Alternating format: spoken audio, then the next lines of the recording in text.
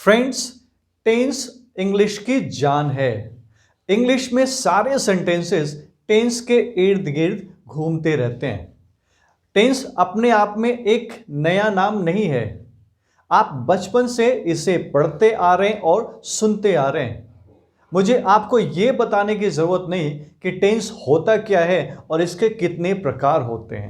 आज टेंस के इस पहले वीडियो में हम सबसे पहले सीखेंगे प्रेजेंट इंडेफिनिट टेंस को, जिसे हम प्रेजेंट सिंपल भी कहते हैं।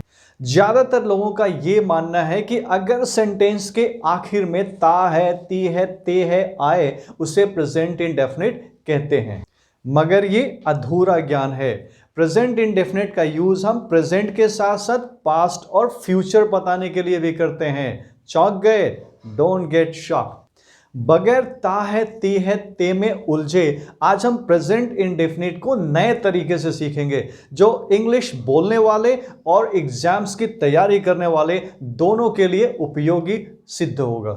हाय, I am Vivek and you're watching VN tutorial, जहां पे हम सीखते हैं इंग्लिश बड़ी ही आसानी से। तो आइए हम देखते हैं कि प्रेजेंट इंडेफिनिट का यूज हम कहां कहां करते हैं।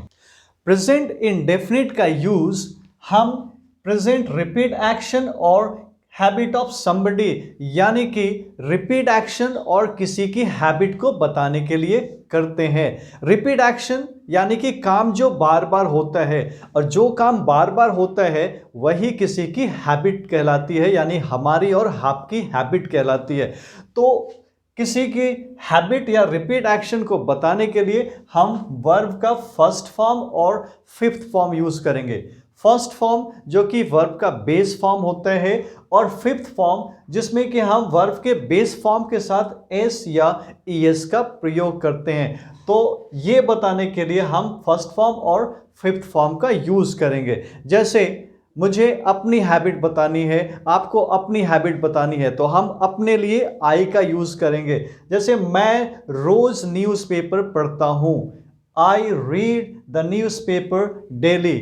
मेरे फादर रोज न्यूज़पेपर पढ़ते हैं, my father reads the newspaper daily. अगर सब्जेक्ट प्लूरल है तो हम वर्ब का फर्स्ट फॉर्म यूज करेंगे, और अगर सब्जेक्ट सिंगुलर है तो हम वर्ब का फिफ्थ फॉर्म यूज करेंगे। तो आप सब्जेक्ट के अनुसार फर्स्ट फॉर्म और फिफ्थ फॉर्म दोनों में से कोई एक को यूज करेंगे। Look at this. अब जैसे मैं रोज सुबह उठता हूं, I get up early in the morning daily. मैं नाश्ता करता हूं, आई टेक ब्रेकफास्ट। मैं खेलता हूं, आई प्ले। आप जाते हैं, यू गो। आप सोते हैं, यू स्लीप। मेरा दोस्त मेरी मदद करता है, माई फ्रेंड हेल्प्स मी। इस प्रकार से हम किसी की भी हैबिट बताने के लिए प्रेजेंट इंडेफिनिट का यूज करते हैं। और इन्हीं हैबिट्स को, रिपीट एक्शन को बताने के लिए हम कुछ टाइम एडवर्ब्स को भी यूज करते हैं, जो कि रिपीट एक्शन को बताते हैं। जैसे ऑलवेज मतलब हमेशा, नेवर मतलब कभी नहीं, समटाइम्स और एट टाइम्स मतलब कभी कभी, ऑफन मतलब प्रायः, जनरली मतलब अक्सर, हार्डली मतलब नहीं के बराबर, 90% नॉट, डेली यानी कि रोज, मोस्ट ऑफ द टाइम यानी अधिकांशतः समय, एवरी मतलब हर। यहाँ पे हम कोई वर्ड फिल कर सकते हैं, जैसे every day, every morning, every night, every noon, every week, every month, every year. इस प्रकार से हम इस एवरी को फिल कर सकते हैं। अब देखिए, जैसे मैं रोज न्यूज़पेपर पढ़ता हूं, I always read the newspaper. मैं कभी कभी न्यूज़पेपर पढ़ता हूं, I read the newspaper sometimes. मेरे फादर कभी न्यूज़पेपर नहीं पढ़ते, my father never reads the newspaper. मैं मोस्ट ऑफ द टाइम यानी कि अधिकांशतः समय इंग्लिश में बात करता हूं, I speak in English most of the time. तो इस प्रकार से हम इन वर्ड्स की मदद से अपने हैबिट को और अच्छी तरीके से बता सकते हैं। आई होप आपको पहला सिचुएशन अच्छे से समझ में आ गया होगा। अब आगे बढ़ते हैं अपने दूसरे सिचुएशन की तरफ, वो है हैबिचुअल ट्रुथ। हैबिचुअल ट्रुथ को आप ऐसे समझिए, इसको हिंदी में कहेंगे आदत संबंधित सच्चाई, यानी कि एक ऐसी हैबिट जो किसी की पहचान भी होती है। जैसे अ काउ गिव्स मिल्क गाय दूध देती है। यहाँ पे हम सारे गाय की बात कर रहे हैं, इसलिए हमने कहा a cow gives milk. Verb वही रहेगा, सब्जेक्ट के अनुसार प्लूरल या सिंगुलर आप कर लेंगे। See the next one, the lion roars, शेर दहाड़ता है। कोई भी शेर क्या करता है, दहाड़ता ही है। तो हम जब सारे शेर की बात कर रहे हैं तो कहेंगे द लायन रोर्स, शेर दहाड़ता है। Let's see the next one, the dog barks at the stranger, कुत्ता अजनबी लोगों पे भौंकता है, ये उसका स्वभाव है, ये उसकी आदत है। तो हमने कहा the dog barks at the stranger. C the next one, a doctor treats patient, एक डॉक्टर क्या करता है, मरीज का इलाज करता है। तो जब हमें ये कहना हो कि एक डॉक्टर मरीज का इलाज करता है, बीमार का इलाज करता है, यानी कि ये डॉक्टर की पहचान है, ये उसकी हैबिट भी है। Next is a teacher teachers students, एक शिक्षक स्टूडेंट्स को पढ़ाता है, विद्यार्थियों को पढ़ाता है यानी सिखाता है, ये भी उसकी आदत है और ये उसकी पहचान भी है। तो इसी प्रकार से जब हमें किसी का हैबिचुअल ट्रूथ बताना हो, या यूं कहें जब हमें हैबिचुअल ट्रूथ बताना हो, तो हम फर्स्ट फॉर्म और फिफ्थ फॉर्म ही यूज करेंगे, यानी प्रेजेंट इंडेफिनिट टेंस का ही यूज करेंगे। After repeat action and habitual truth, let's learn the next situation, और वो है परमानेंट एक्शन और जनरल ट्रुथ। इसे भी बताने के लिए हम प्रेजेंट इंडेफिनिट यानी वर्ब के फर्स्ट फॉर्म और फिफ्थ फॉर्म को ही यूज करेंगे। परमानेंट एक्शन और जनरल ट्रुथ को आप ऐसे समझिए कि वो एक्शंस जो पास्ट में भी होते थे, आज भी हुए और आने वाले टाइम पे भी होंगे, ये फिक्स्ड एक्शन है, जिसे हम यूनिवर्सल ट्रुथ भी कह सकते हैं, ये बदलते नहीं है। लुक एट द एग्जांपल, जैसे water boils at 100 degree Celsius, पानी हमेशा 100 डिग्री सेल्सियस पे उबलता है, गर्म होता है। Water freezes at 0 degree Celsius, पानी हमेशा 0 डिग्री सेल्सियस पे जम जाता है। ये पहले भी होता था, आज भी होता है और आगे भी होता रहेगा।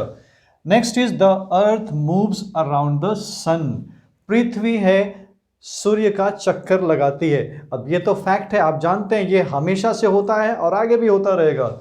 Next is the sun rises in the east, सूर्य हमेशा पूरब से निकलता है, ऐसा कभी नहीं होगा कि वो कभी पश्चिम से आएगा। The next is the sun sets in the west, सूर्य हमेशा पश्चिम में अस्त होता है। तो ये वो घटनाएं हैं, ये वो एक्टिविटीज हैं जो कि एकदम से फैक्ट हैं, इसलिए हम इसे कहेंगे परमानेंट एक्शन और जनरल ट्रूथ। तो ऐसे सारे सेंटेंसेस को बनाने के लिए हम वर्ब के फर्स्ट फॉर्म और फिफ्थ फॉर्म का ही यूज करेंगे। आजकल आईपीएल चल रहा है, आप भी आईपीएल मैचेस देख रहे होंगे, और देखते वक्त आपने एक बात गौर किया होगा, कमेंट्री पे आप जब कमेंट्री सुनते हैं तो आपने देखा होगा कि एक्शंस पूरे हो जाते हैं मगर कमेंटेटर उसे प्रेजेंट में ही बोलता है। तो जब कभी भी हम लाइव कमेंट्री कर रहे होते हैं तो वहां पे हम वर्ब के फर्स्ट फॉर्म और फिफ्थ फॉर्म का यूज करते हैं, यानी प्रेजेंट इंडेफिनिट में ही उस सेंटेंस को बनाते हैं। जैसे मान लीजिए एक एग्जांपल है कि आईपीएल का मैच चल रहा है और मुंबई इंडियंस और चेन्नई सुपर किंग्स के बीच में मैच चल रही है और मुंबई इंडियंस बैटिंग कर रही है। तो इसे हम इंग्लिश में कैसे कमेंट्री करेंगे, जैसे Rohit Sharma is on the strike and Deepak Chahar is ready to bowl. Now Deepak Chahar bowls to Rohit Sharma hits the ball and the ball goes to the boundary line. तो आपने देखा कि ये एक्शंस हो गए, उसके बाद कमेंटेटर बोल रहा है, लेकिन बोलते वक्त वहां पे वो वर्ब के फर्स्ट फॉर्म और फिफ्थ फॉर्म का ही यूज कर रहा, क्योंकि ये लाइव कमेंट्री है। तो लाइव कमेंट्री करते वक्त हम वर्ब के फर्स्ट फॉर्म और फिफ्थ फॉर्म का ही यूज करेंगे, यानी प्रेजेंट इंडेफिनिट में ही इस सेंटेंस को बनाएंगे। जैसा कि आप जानते हैं कि स्टोरीज पास्ट में होते हैं, स्टोरी का मतलब ही होता है पास्ट की घटनाएं या पास्ट में घटित चीजें, लेकिन जब हम उन चीज़ों को, उन घटनाओं को लाइव बता रहे हैं यानी कि लाइव एक्सप्रेस कर रहे हैं, तो वहाँ पे हम प्रेजेंट इंडेफिनिट का यूज़ करके, यानी कि वर्ब के फर्स्ट फॉर्म और फिफ्थ फॉर्म को यूज़ करके हम उन स्टोरीज को लाइव बता सकते हैं। एक एग्जाम्पल से समझते हैं। अब जैसे रामायण को हम लाइव सुना रहे हैं, आपने बहुत सारे कथा प्रवचन में लाइव सुना होगा। तो अगर हम लाइव सुना रहे हैं, जैसे कि एक राजा हैं जिनका नाम है दशरथ, उनके 4 पुत्र हैं, इसे इंग्लिश में हम कैसे कहेंगे, प्रेजेंट इंडेफिनिट के माध्यम से कह सकते हैं। जैसे There is a king, his name is Dashrath. He has 4 sons and 3 wives. His elder son is Ram. Ram goes to exile for 14 years with his wife Sita and brother Lakshman. There, Ravan abducts Sita, and Ram, with the help of Hanuman and Sugriv, goes to Lanka, and there he kills Ravan and returns back to Ayodhya. तो ये तो past की कहानी है, लेकिन मैंने इसे live express किया, इसलिए हम यहाँ पे प्रेजेंट इंडेफिनिट में इसे कह सकते हैं with the help of verb first form and fifth form. Let's see the last situation, that is planned future action.